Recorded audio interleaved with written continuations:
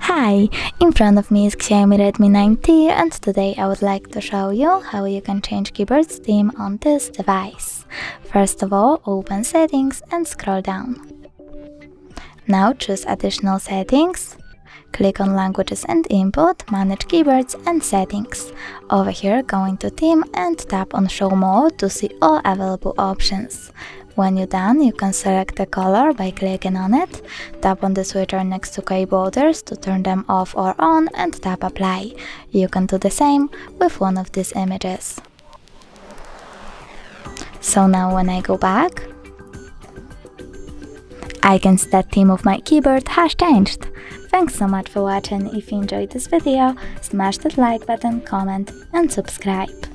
Bye!